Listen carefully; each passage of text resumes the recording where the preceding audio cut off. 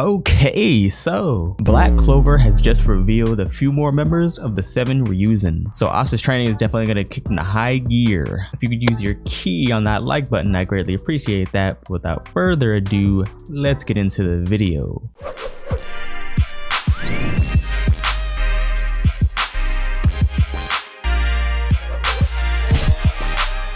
Now, last chapter was pretty epic. We got to see Ichika in action again against Asta this time. I'm pretty sure she wasn't using any magic either, and she put on quite the display. And she knocked that boy Asta out cold. But yeah, that just goes to show that Asta needs a lot more work on his ki. So they introduced us to 3 members of the Ryuuzen, their names being Amari, Komari, Ukadai, Zenon, and Hanegatsuji Jozu. And immediately after being introduced, they use their Z10 on Asta. Seems like everybody's just packing him up today. It seems as though they already know of Asta. I'm guessing they were informed of his arrival. They welcome him to the land of the sun as he's there lying on the floor.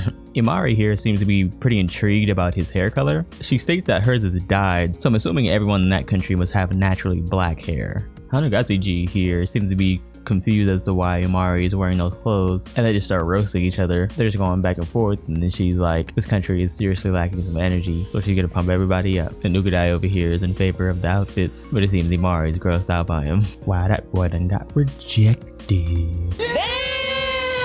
Ryu interrupts them and then asks them if they want to go at it with Asta. Asta of course agrees because he needs more training, and then it cuts to Asta being laid out again. He's like, geez, they mopped the floor with me. So it seems as though Asta is just getting handed whoopings back to back. What's interesting here is he points out that none of them were using magic or yojutsu, and he's really impressed by how the zeton is. There's also many ways that people can utilize zeton. So if someone's output of zeton was at the power of 10, you could use 2 kicks having the power of 5, but in another instance you could also use 5 punches with the power of 2. So depending on what suits you, you could split the power however you like, but it'll have the same outcome as long as you use it right. That's pretty interesting. Asta seems pretty frustrated here as he's still struggling on exploiting his opponent's openings. It's already hard to perfect Zeton as it is. As he's laying there, Ichika comes up to him and he doesn't know how to address her. He's like, Ichika-san? Dono-chan?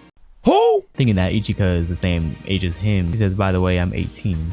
How about you? But Ichika is 24, and that surprises him. She says that Ryu asked her to look after him, so it seems though that he's extremely busy as the shogun, so he uses his tengetsu to govern the nation. His right eye is able to see every phenomenon taking place in the present, so it definitely seems to be an all-seeing type of ability. Yeah, that's definitely interesting. Also not knowing what it means, he's kind of like, wait, what is that? And he gets Ichika all riled up. She's like, even though he doesn't have Yoryoku, he's able to unite the land of the sun. You would understand, you can't achieve nothing like this. Ryu-sama is truly wonderful. So it seems as though he's the GOAT of the nation. That's why he's the GOAT!